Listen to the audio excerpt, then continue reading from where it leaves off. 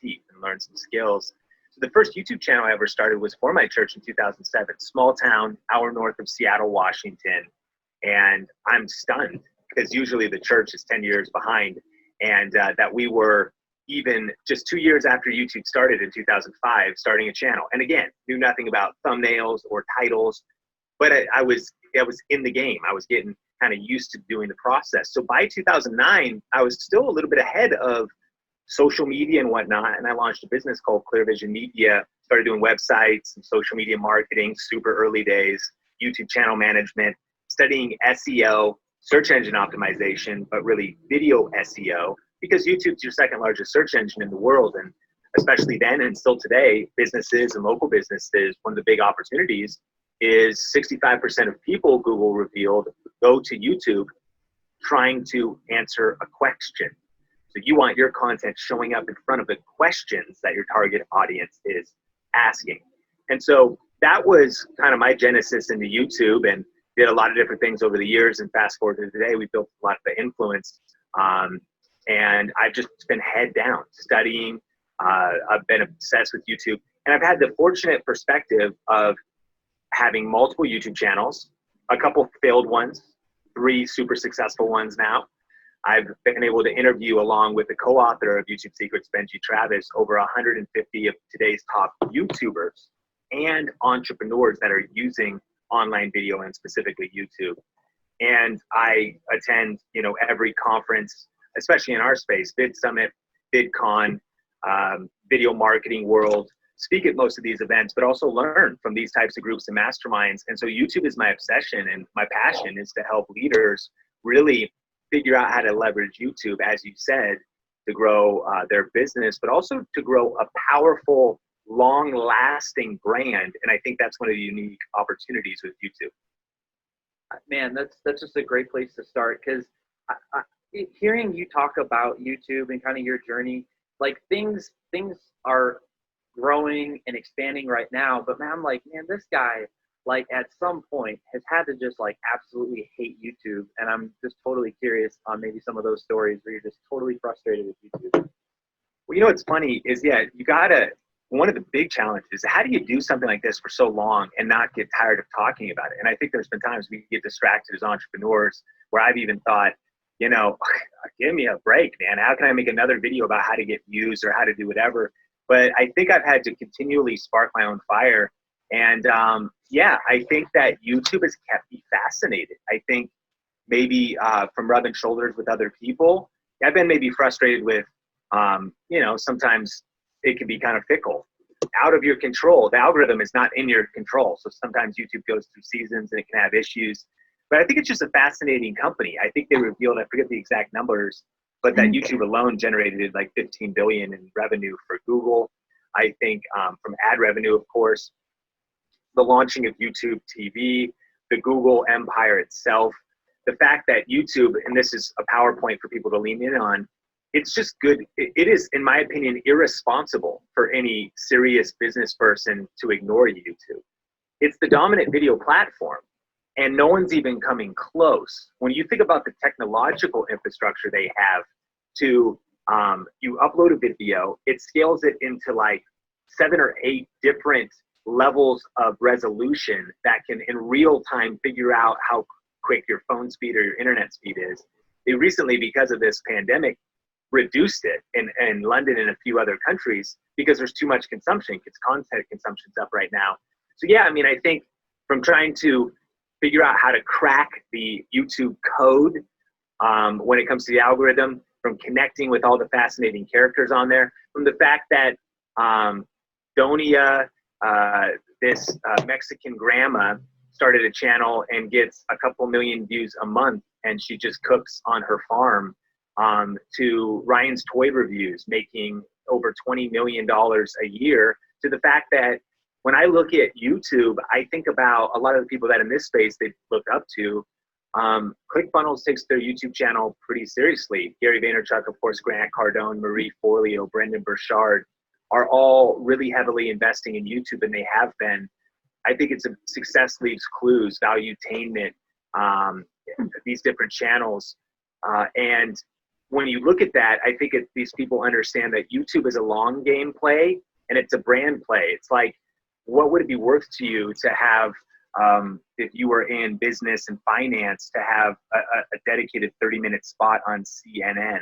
What would that real estate be worth to you? Well, it would probably cost you a lot of money. They wouldn't even give you the time if you were buying time on TV. Well, we have digital real estate called YouTube, second largest search engine in the world, second most visited website in the world, number one most popular video site in the world, and it is free to use.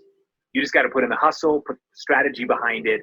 It is irresponsible for you as an entrepreneur, in my opinion, to ignore YouTube. Do it at your own peril. And you need to plant the seeds today for the harvest that you want to reap tomorrow. And so when I think of a Marie Forleo, she started Marie TV 7 years ago in a tank top on her couch answering questions from her laptop. Now she's the Oprah of entrepreneurship on YouTube. She invests a lot of money, but that money served her well with B-School probably doing over $100 million and whatever else and other things that have been connected to that, launching a best-selling book. Everything is figure-outable. She's playing the long game play on YouTube, building brand, building legacy. And when you dig your well, not just before you're thirsty, but when you dig your well, you can continually drink from it year over year over year. And I'm kind of ranting here, but I think about it in terms of a lot of us can get in the trap of being direct response marketers that are constantly thinking about money in, money out, in terms of profitable campaigns and how we're running our businesses. YouTube organic isn't that. YouTube organic is you saying, I'm going to be around 5, 10, 20. There's a reason Tony Robbins has a YouTube channel, and there's a reason Eric Worre, arguably the most influential person in network marketing, has invested heavily in YouTube. He has a brand that is pretty unbreakable in his space. That's the opportunity for every entrepreneur listening. Well, I mean, part of my hope, and we talked about this briefly earlier, is anyone watching this, business owner, entrepreneur, marketer, doesn't overlook YouTube, stops overlooking YouTube. I know I'm saying some of this because I am that person. Yes, I've used it, but I have completely underutilized it. And frankly, coming into your world, I was like, I see how I'm missing it. So hopefully people are starting to feel some of this. We've got into some stats. You're using terms like irresponsible to ignore it. From a business standpoint, from a marketing standpoint, let's even dive into that. I'll lead it off with just one. I learned that more than half of YouTube views recently, just look this up, right? More than half of YouTube views are coming from mobile devices. Let's talk about mobile views for a second. Yeah, I think the world is moving mobile. It's mobile first. So that speaks to, if we got tactical, to strategy that goes down to your thumbnails. It goes down to the way, if there's any titles, the branding in the videos, for that being readable. And for just thinking from a mobile perspective, and that just continues to grow. You know, smart TV is continuing to grow, which means YouTube is becoming more of a content distribution platform that people are interested in consuming longer form content. And even on mobile, I think it's important to understand the mentality of YouTube. You know, there's so many opportunities right now. LinkedIn video is a big one.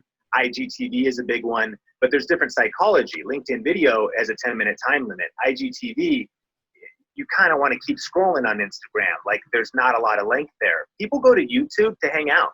They go to YouTube to learn. They go to YouTube to see the sessions from your last event or highlights from those. They go to YouTube to unpack a concept. Short form content can work there. It's also a really good way to start when nobody knows you, because they don't want to spend 35 minutes with you when they're just getting to know you. So some introduction videos that are more bite-sized, digestible. But YouTube is, even on mobile, and I think there's even thinking about the passive listening experience. I invest in YouTube Red, and Android users, I think, can do this without having to buy YouTube Red. I can turn off the video and just let the audio play when my phone is shut down and asleep. And so on my Bluetooth headphones or whatever, YouTube is my preferred content platform of consumption, and I'm not often watching the video. There's a reason we just launched our podcast, the Think Marketing Podcast, as a video podcast. I think this is a strategy that everyone listening should think about. It's really the Joe Rogan strategy, which Joe Rogan is the largest podcaster in the world and most listened to, but he actually is a video podcaster with his show going out on YouTube, a clip show of the highlights of the long form content, and then of the audio content hitting the audio platform. I oftentimes, all the stuff I watch, business, I'm sure like you know, entrepreneurship, you know, keeping up on the different people you follow, maybe events you're keeping up with. A lot of times I'm using YouTube still for audio. So it's really a platform of both. And so even on mobile, I will start, you know, I'll get something going, I'll let it play, and I do a ton of consumption, but I'm not necessarily engaged from a visual standpoint, but I'm still, you know, consuming it on that side of things. You mentioned multiple important things. Like, I mean, personally, I consume YouTube more than any other platform. IG, Facebook, all of it, have been for years consistently. And I'm sure a lot of entrepreneurs, it's the same situation. Another interesting fact that I haven't really thought about until you literally just said it is smart TV. I know they've been smart for a second, but for me, I'm like, oh my gosh, I do Apple TV, go to YouTube, watching YouTube on, but it doesn't feel like, I didn't even think about it because it doesn't feel like that experience, yet I'm doing it. And the ads are popping up. I see Sean with YouTube Secrets popping up right before I'm about to watch whatever show I'm going to watch. You guys are retargeting. Your retargeting is on point, by the way. And then the other piece of that is just the duration. So as business owners, entrepreneurs, marketers, I mean, we're fighting for seconds of attention. But you started to mention more long-form content. Having the facts and stats feel, the average mobile viewing session lasting more than 40 minutes. That's up 50% year over year. This isn't like something that's happening. It's a trend that's continuing. I mean, let's just talk about long-form content for a minute. Yeah, I love that. And that is, YouTube is becoming television. It's becoming, and that's why it's irresponsible to not stake your claim, you know, grab your real estate. I have a talk coming up at Traffic and Conversion, and that's getting rescheduled, of course, in the midst of everything. And one of the illustrations I bring up is if I want to buy a piece of real estate downtown Manhattan right now, I looked it up, I jumped on there. I mean, I'm talking like in the heart of Manhattan. I could get in for like a super bargain deal. It might be on sale right now for $19.5 million, like, you know, real big sale. To get this little piece of real estate in a prime where it's all happening, like where business, like some would say maybe the center of the business universe, like, and that has, why is that real estate have so much value? Well, because of what New York has become, because of its history, of course, the stock exchange, and they always have, I'm over here on the East Coast. That's the one jealous aspect of New York. I'm like, man, they got that 3-hour head start. And then I think, well, Australia's got a whole day. They live in the future, man. They got a whole day head start. But all that to be said, you know, what would it be worth to get that piece of real estate at a major discount or even for free before it was New York?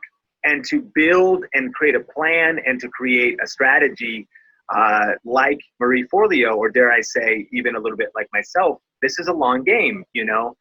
We just crossed 1 million subscribers. That wasn't overnight. We have put a lot of blood, sweat, and tears into that. But what is it worth for the media company, the influence, the brand? YouTube is authority. YouTube is freedom. YouTube is brand. YouTube is the long game. YouTube is influence. It's a pillar of influence. And so it's like grabbing that corner lot where all the traffic is and establishing yourself there. And I don't know if your question was about long form. I kind of took it to another place, but that's, I think it's getting known and taking the time that you would build trust with people and that you're consistently showing up and delivering content. And let's talk about that. Like YouTube's also, I think what can be hard is it's not direct response marketing in the sense of you to measure ROI for what you might invest in team, in equipment, in energy, in time, in a 31-day window to your business. That's probably why most entrepreneurs give up on them, but then give up on YouTube. But then I wonder, are those entrepreneurs interested in having the brand Grant Cardone has? Are they interested in having the brand that Gary Vaynerchuk has? Well, they probably are. It's just, are you willing to view it that way and commit to that process. And for a lot of people, like people in your community that are listening to this, what's crazy to me is they got money. And so you just need to empower the right person to repurpose your content, chop up your content. At the same time, I don't think you can go to the extreme of just doing that and hoping that person's going to be a magician. You have to have buy-in as the point person, as the lead entrepreneur, and a commitment to potentially sit down, batch produce content, and to actually show up for your people. And you do that over time. I mean, everybody listening probably wants to have that number one best-selling book, number one New York Times or whatever.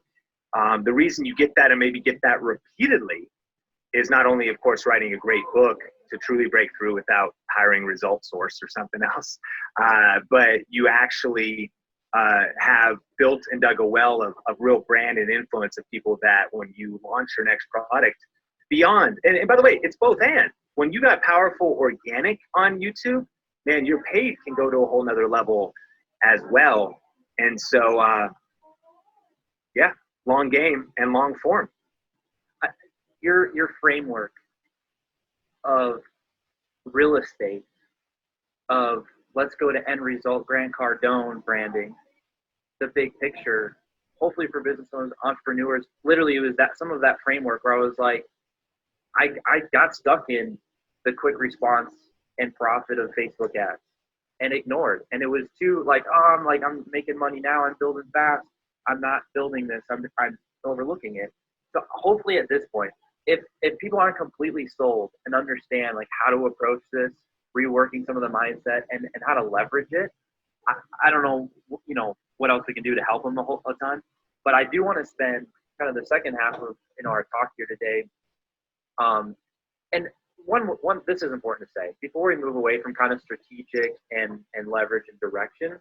You're talking about real estate, in New York or cable television. You mentioned CNN. Today, already, YouTube alone reaches more 18 to 49-year-olds than any cable network in the U.S. The real estate's already there. That's where the attention is. Business owners, entrepreneurs, marketers, the way we get the business of our future customers is their attention. The way you get their attention is you go where the attention is. So it's just so big there. That makes me think of autonomy and freedom and having control of your own brand. And that's also what YouTube is direct to consumer. Like YouTube is taking out the middleman.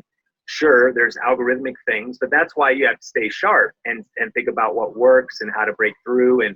But I think about somebody that is worth looking up, and that's Phil DeFranco. He has a news show. As a one-man band with a webcam, he started a news show where he would cover kind of pop news, but he also was very passionate about world news. And so he was smart. He would ride celebrity kind of gossip, YouTube gossip, and trends, but he would also, almost like Trojan horse to his passion for real news, kind of get you in with those types of things and then actually cover the things that matter most. Well, that's what he started years ago. And fast forward to today, with a small team, he's built a massive empire. And as a talking head news show, his views eclipse many large journalist organizations. And it's because he stepped into YouTube where, as you said, it gets more traffic and more views than any cable network. Again, it's sitting there and it's free. And he is monetizing his brand. Of course, YouTube ads is a relevant thing for him. He has all kinds of brand deals. He's created his own beard lines and beard oils and physical products and merch lines. And the level of integration of business income producing things he can do is stunning. But again, it's not just what the money he made today. The well is so deep, he can drink out of it every single month. He can pivot at any time. I actually kind of believe that the only recession-proof business to be in is, or the way to recession-proof your income is to build a powerful personal brand, because someone's always going to work with somebody. Someone's always going to watch somebody. It's going to be that person that has that community and has that influence, doesn't just have a list they built once and burnt out, but actually has a community that they've built of know, like, and trust and true legacy that they can communicate with continually. And so that's Phil DeFranco. He could pivot. By the way, And from his influence, he recently launched like 3 other YouTube channels. He launched a long form podcast called A Conversation With. He launched a clip show similar to Joe Rogan from his conversation with. He launched a separate news business called Rogue Rocket, where he's empowering other creators, building a whole nother empire. Why? Because he's created essentially a Death Star of a YouTube channel that can shoot that planet exploding laser at anything else he wants. We've done something similar. We built our YouTube channel. We launched the Think Marketing podcast and hit numbers and growth that people would only dream of, because we built one thing that can growth hack and multiply other brands. So YouTube, again, I'm not trying to say this is easy. I'm trying to say it's worth it. And YouTube is influence. It is truly building freedom. And when you have a personal brand, you'll always be in demand. And when you've built up that, that must-watch show where you built trust, that must-watch consistent content, it's so powerful. And it's not just powerful, in a 1 quarter's time or the revenue of 1 year. It's powerful for years to come, of course, if you continue to adapt and pivot and keep yourself current. But that's what I think when I think about, and to be fair, other people too have other pillars of video might not be their thing. I mean, to be honest, like audio might be their thing, writing might be their thing. But for those that are doing live streams, are getting on video, and are doing a lot of ephemeral content, I know a lot of people can get into challenge mode and they can get into like Facebook Live mode. And that's all cool, but YouTube is the only platform where your content lives forever. Whenever you do a live stream on Facebook, a lot of people watch it, boost it a little bit, maybe a few more people watch it, retarget, awesome, that's great. But not a lot of people are gonna watch that organic content a week later. They definitely don't watch it 3 to 6 months later. YouTube's a search engine. And when you build up a library of videos, our views, we get around 2 million views a month. We're already up to 2.4. We were getting around 60,000 views a day. In 2 weeks' time, our views doubled. Why? Well, Nielsen said content consumption is up over 60%. Wow. It actually sounds like because we have strategic, search-based, problem-solving, ASQ, we answer specific questions related to our niche and industry without doing any new work. My business basically doubled in the last 2 weeks, and I didn't do a thing to influence that. It was external circumstances caused by COVID-19. And that's crazy. But content consumption is maybe going up on your front-end content, like the stories you create today on your Instagram stories. But if you dug your well yesterday, then your library of videos on YouTube can bring value to your business for years. And I think these are some of the terms that I want people to hear, because everyone here loves passive income. Everybody here loves automation. YouTube is automation.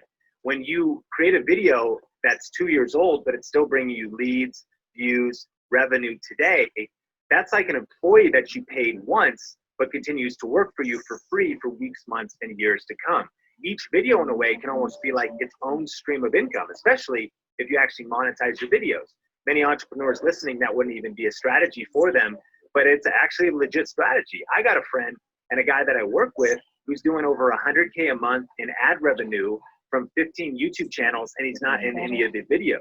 They're niche YouTube channels that he has editors and content creators creating for him in hot niches on YouTube. And he's got the passive income business that is built off the fact that YouTube is a massive machine, and that each video, when it pops off and breaks out for him, becomes its own revenue stream that can generate $100 a day, $1,000 a day. So I'm kind of, dropping a lot, but it all comes back to this thing that if there's any takeaway, it's that, man, I got to figure this YouTube thing out. Like, I know I'm busy. I know I got a lot going on, but I got to start planting my flag. And when is the best time to plant a tree? 5 years ago. When's the next time the best time? Today. This kind of thing is a long game play. While you're doing your direct response strategies, think about what legacy are you building? What personal brand, what long game are you building? And it's my belief that YouTube is the place to establish that. Man, I appreciate you sharing some of those stories, facts, experiences that just show the result. Like, this isn't just, hey, this is a cool idea. This is for real. And I think And I'm just saying because I'm guilty of it, right? Hey, should I use YouTube to grow my brand? Yes. Get some influence? Yes. But it's also can turn into an income stream itself, a revenue. It's not just used to make more money in my thing. It's also like another revenue stream of the business. It's an interesting angle, that you're starting to bring up. And moving from this is strategic. This is why it makes sense. This is why hopefully this message is loud and clear to entrepreneurs, business owners, marketers, and for some of you that already been doing this, let's start transitioning into more of the tactical. One tactical thing you brought up was trend surfing, influence surfing, that kind of thing, going viral with niches. What are some strategies, hacks that you can share with the viewers today? Yeah, so trend surfing looks like this. In our inner circle community, there's a guy named Dr. Karthik. He helps ambitious individuals end self-criticism. So he's a mental health coach and a naturopathic physician. His channel is newer. He's just getting going. And when he puts out videos about overcoming anxiety and whatnot, as he was starting, they're getting 200 views, 400 views, 500 views, which is awesome. And I mean, those are the kind of numbers I think people should be grateful for, growing by a couple hundred subscribers a month. But using our trend surfing strategy, he created some videos called Real Mental Health Doctor Reacts to the Joker. And as it was a cultural movie, it wasn't just jumping on trends to be catchy. It was actually leveraging what's happening in pop culture that's related to your niche. And these videos got 35,000 views, 55,000 views, and brought in massive new awareness to his business and his brand. Does every one of those people stick? No. But did he meet hundreds out of the thousands of people that came from these trends? Absolutely. So that's one way it can look. Another way it can look is my friend Pat Flynn, who maybe someone know from Smart Passive Income. Gary Vaynerchuk, a very known and polarizing and visible entrepreneur, has bite-sized pieces of content kind of go viral, and one was on passive income and how passive income was BS, and like if you just want to make passive income and just smoke weed on the beach of Jamaica, that doesn't really exist. And Gary kind of had that clip.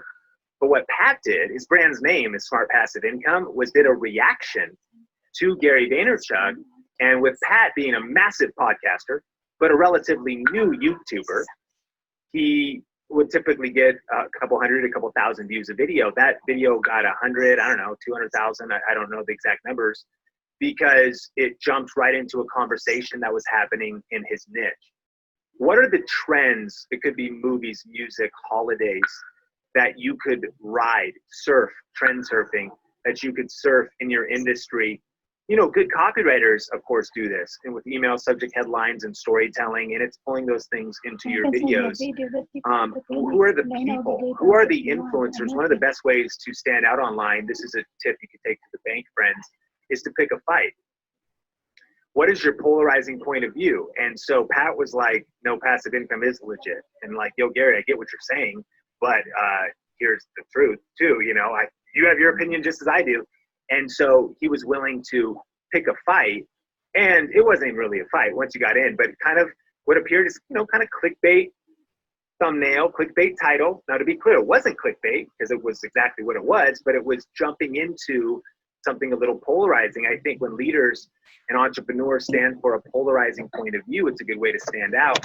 And so Brennan Burchard did it this way years ago when his show was called The Charged Life. He made a video on how to develop grit. Well, the timing of the video was pretty strategic because at the time, Angela Duckworth's famous, personal development book, Grit, was trending in #1 in personal development. He starts the video. He says, in this video, I'm going to talk about how to develop grit. Now, you may have read or heard of Angela Duckworth's book, and it's great. There's a few good concepts, but here's my take. And then he took it his direction. So he was talking about the ideas and the concepts that were happening in the zeitgeist of his industry. Sean, how do you do that? Well, you need to know your industry. You need to be talking about either pulling in trends or influence. And so to be clear, influence surfing would be surfing on the influence of somebody else. Sometimes it's like my friend Charlie from Charisma on Command, his whole channel, massive views. He basically has a digital product and a Charisma University and crushes it with that, but makes massive from AdSense 3, 4, 5 million views a month. That could equate to anywhere from like 25 to 50K a month in ad revenue. And he will jump on like Trump will beat Hillary. And he's like, starts the video, yo, I'm not even here to be political. I'm here to say why his message was 40x better than Hillary's. Let's break it down. Conor McGregor, how he intimidates people. And so it's a charisma channel, or how he's a good storyteller, a good showman. Jimmy Kimmel. So that's influence surfing. It's tying into, people don't know you, but they know this influencer. And respectfully, strategically, rising point of view, you're surfing on that. And then trends would be what trends are happening in culture, and same idea. It could be because you're good at making a bridge and you just jump onto the Tiger King because it's hot and people know what it is. And for those that don't, it's a Netflix documentary, and a lot of people are talking about it. So you maybe use that in your marketing. That's kind of a trend surfing thing. Or it's also specifically knowing that, you know, the hottest trend is messenger bots or webinars or whatever. And then maybe going polarizing, especially too, you might say, you know, why spending your time building a messenger bot list is an absolute waste of time. And, you know, I think to me, I'm a person of faith, and I think the greatest leader of all time is Jesus.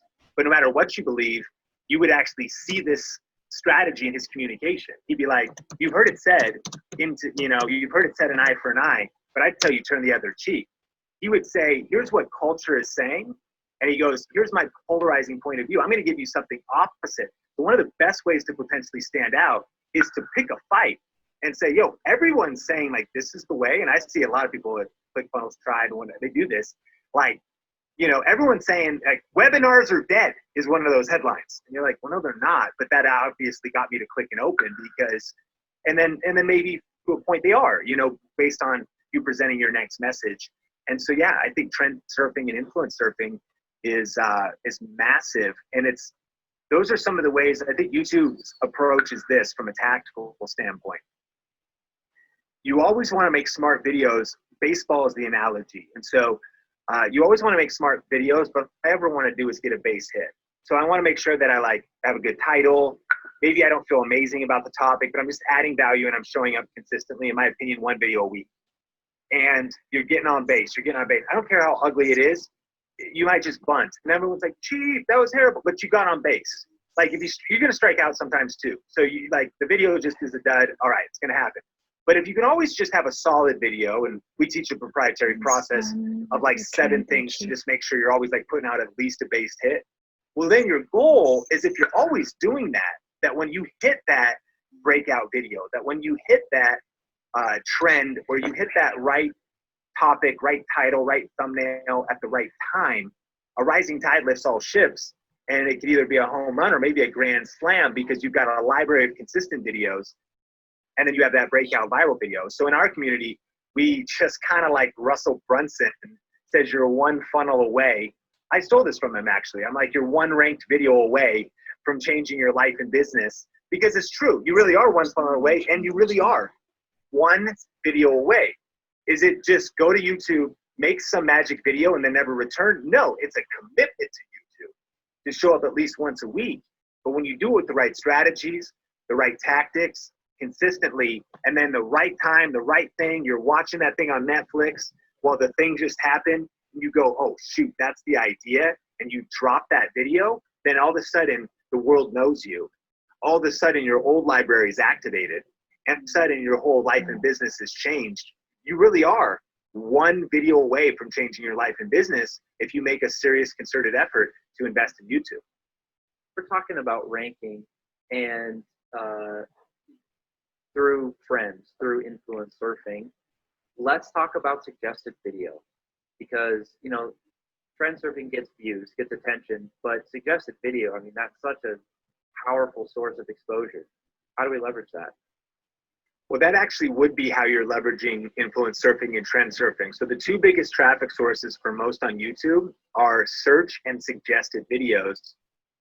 Suggested is way bigger than search, because the biggest way to grow on YouTube is to get sucked into the algorithm where YouTube is suggesting your videos to other people.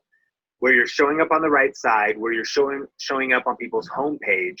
Their homepage could be right when you log in on your mobile app on your smartphone, or when you get on desktop, and right there on that homepage, there's certain videos. And that's some of what you're subscribed to, but it's also YouTube serving you what they'll think you want to watch. You get one video that gets suggested by YouTube and starts to continue to get suggested to a wider and wider audience. That is truly how things go viral. You can't really have a video go viral from search per se, because, for example, if it got 100,000 searches a month, well, then it would take you 10 months to get 1 million views. Whereas if you could get 1 million views in a day, if YouTube is suggesting your videos. And so, yeah, that is the strategy to go after. How do you do it? Well, if we get really technical, the way you do it is by the metrics that matter most right now are click-through rate, and marketers will love this because YouTube Studio now tells us what the click-through rate is on our video, and average view duration. That's pretty much it. And we get into, of course, a lot of other distinctions. But if you can get a click-through rate that's like 8, 9, 10, 15%, topic matters, like what niche matters, you could get a 56% click-through rate in a super, 26 people watched the video, but like all of them wanted it in that super hyper niche area. But like, in a big enough, wide enough kind of topic, if you break that 15%, 10 to 50% click-through rate, and if you can get 50% of your viewers watching at least 50% of the video, so average view duration 50 to 60%. On average, on a 10-minute video, people are watching 6 minutes, 5 to 6 minutes. That video will go viral, pretty much guaranteed. You hit a 15% click-through rate, 60% average view duration, and there's a big enough audience, TAM, your total addressable market, there's a big enough audience for it, that video will be unstoppable. And so then if you just reverse engineer that, of course, easier said than done. That's going to matter with your title, the topic you're talking about, your thumbnail, and then, of course, the way your content is delivered in the video in such a way to hold viewers' attention. By the way, you could just be talking to your smartphone. You could just be talking about the right thing at the right time, about the right topic, and still have those results. And so, and maybe to make a distinction, here's the 2 strategies to add massive value to your tribe. One strategy, this is the base hit kind of strategy, is to do search-based titles. How to grow your email list faster with this software.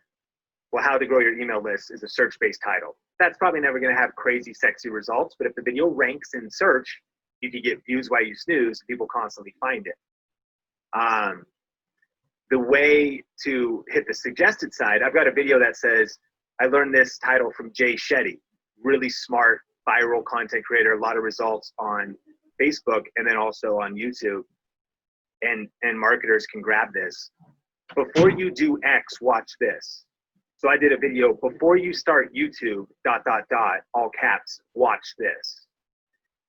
And that video has like 350,000 views. So I have some how-to based videos that get 100 views a month. And what's cool is you'll get 100 views a month in 2.5 years. But they're only at like 10,000 views. And it's just slow and steady and by building our business, whatever. But that title that, along with the thumbnail, that's more clickable, that's more open loop, that's more interest building. And so that standpoint, you're not even optimizing the video for search at all. It's not search engine optimization. There's no tag. No one is like before I started YouTube, like that. It's that it hits YouTube. The thumbnail's clickable. The title is like, oh, I want to start YouTube. YouTube suggesting it. So it's kind of mastering. It's both skill sets, and I believe it's both. It's having the search-based titles, and then it's having kind of the sensational or open loop style titles as part of your strategy. What are the metrics that you look at the most, like the top 2 metrics that you follow the most for your business, your videos? Well, the YouTube metrics that I look at the most are views and watch time minutes. Minutes matter most on YouTube. Why? Because a view might be 1 second, but a minute is 60. So there's a reason why watch time on platform. Here's what YouTube wants. Time on platform. That's why average view duration matters. They're like, if people actually dwell on this content, they don't just click on it and leave, but they actually hang here, we love you and we'll give you more traffic. So time on platform is watch time minutes. And YouTube, the dashboard, the main things they show you is how many views did you get in the last month, how many subscribers did you grow by in the last month, and how many minutes of watch time did you get, and are those things up or down? And if those things are up, then YouTube basically is gray. They haven't grown much, and all of our back dashboards and all of our different software usually green is if it's up, red is if it's down. Shoot, if it's always green, gray or green, then you're either staying the same and growing. That's awesome. You know, if it's red, something's wrong. Let's try to grow more and or fix what's broken. On a unique individual video perspective, it's click-through rate and average view duration. Of course, views, which is partly related to topic. You might throw something out highly valuable. Not that many people might be interested in it. You know what I mean? Like if you got 100,000 subscribers, not every video, you know, you think about your own behavior. You follow a certain creator, you follow a certain entrepreneur, that person maybe uploads a lot of videos a week. Some of them you go, I don't care about that topic. It's a great thumbnail. Title was very well written. I've never seen such copy. Like that's so powerful. But actually what it's promising, like how to get through your solopreneur season. You're like, I got a team of 10. I'm not in a solopreneur season. Skip the video. So like the right topic in front of the right person. So that can all influence it. But I look at a video's views, and then I look at the click-through rate, and I think how was the title good, and was the how was the thumbnail good, and how did that influence it? And then more than anything though, the other thing in an individual basis is the average view duration or the watch time graph. You can actually see, did it hold the viewer's attention, or was there that hockey stick effect and did it not grip the viewer's attention? But here's the insight you're looking for. The video is 8 minutes. Things are going good, and all of a sudden there's a sharp drop or just a steady drop. You go to that point in the video and you say, what happened? Lessons I've learned.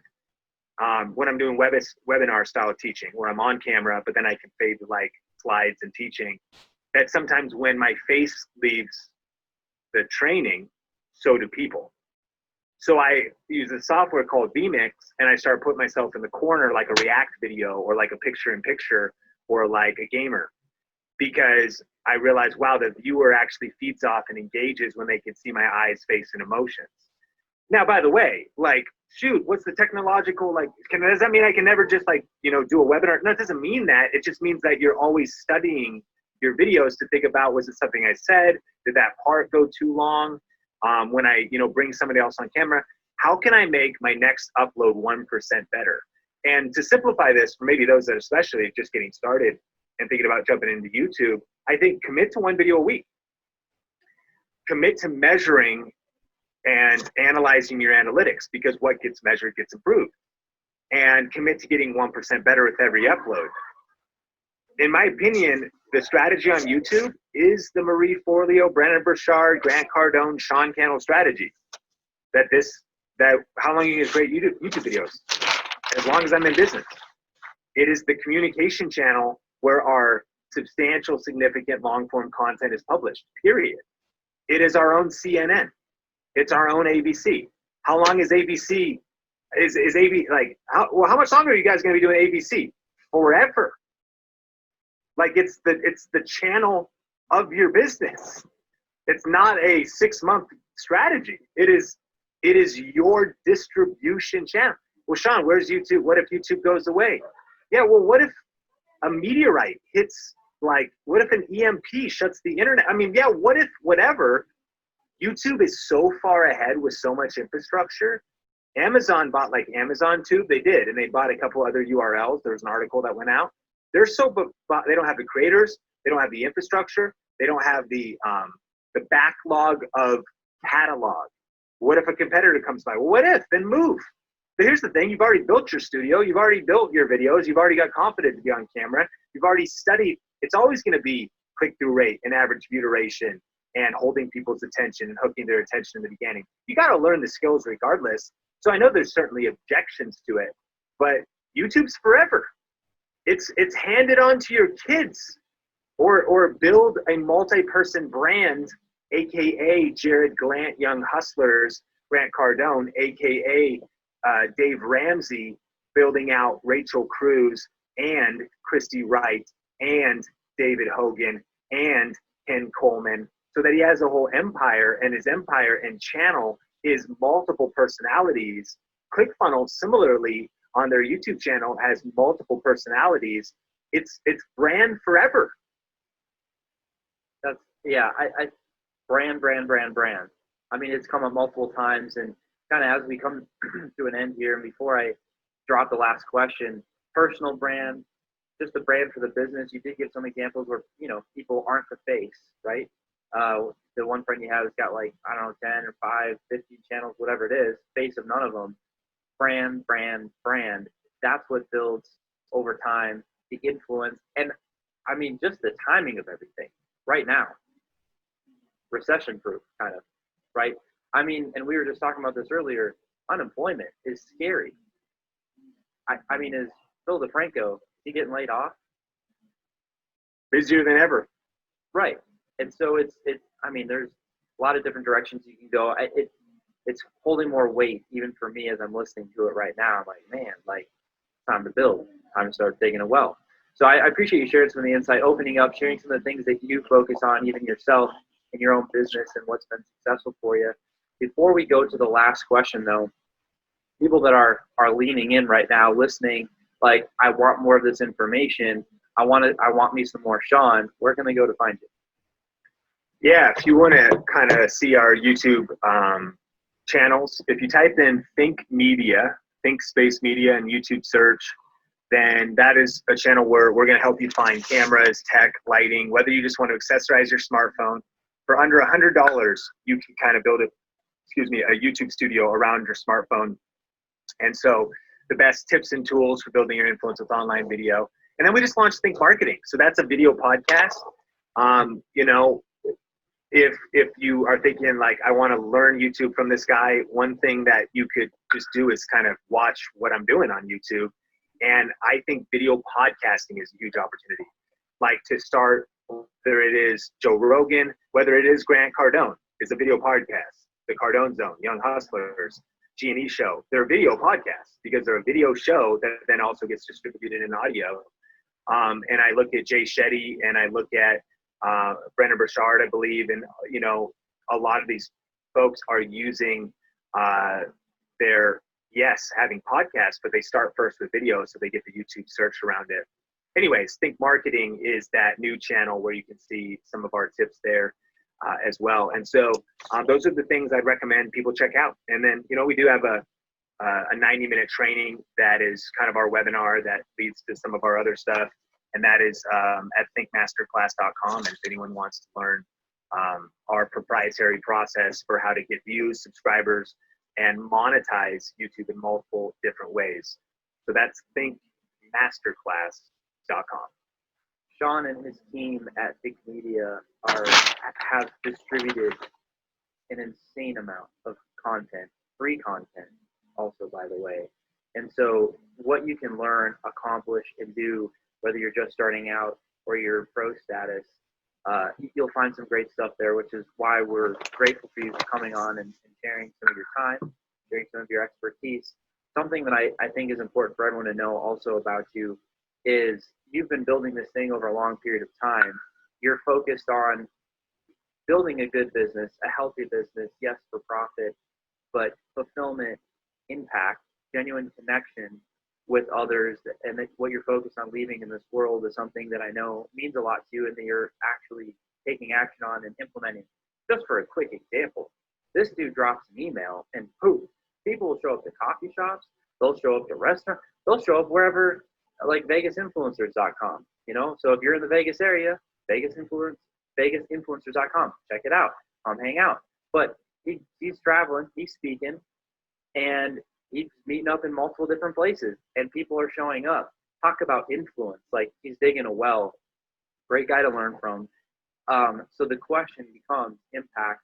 I've seen it firsthand, you connecting with people. Like, this is a real thing for you. So what drives you? What is that impact that you're hoping to leave on everyone? Yeah, I mean, I think that my ultimate ultimate mission is that people would know God's love. Like, I'm really driven by my faith. My two things that are that drive me to the end of my life is, I think one, yeah, I think it's legacy over currency. That it's not going to be how much money we have, I think, at the end of our lives, but it's going to be the difference we made in the lives of people.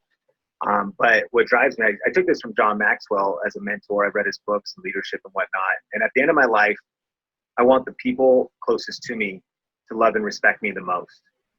So as I'm building a business, I think even in the terms of impact, I don't want to fall more in love with, quote unquote, the praise of people in the comments or even at the conference, if that comes at the expense of sacrifice my relationship with my wife or my baby that's on the way. Come on, she's in second trimester right now. I don't want my kids or those closest to me to be like, dude was actually kind of an asshole. Like, he was, so driven that he lost sight of what matters most. And so, at the end of my life, I want the people closest to me to love and respect me the most. And my goal is to live up to my God-given potential. And so the famous words, what good is it to gain in the world but lose your own soul? I'm all for building the biggest businesses possible, building as much wealth and prosperity as possible, and building as much impact as possible. I don't think that if we do that at the expense of what matters most, if we gain the world but we lose our soul in the process, that's not success, in my opinion. So of what I do, and I'm driven by ambition, impact, and whatnot, but it all comes back to purpose for me. And my faith is my foundation. My family is everything, and I'm in this for legacy over currency.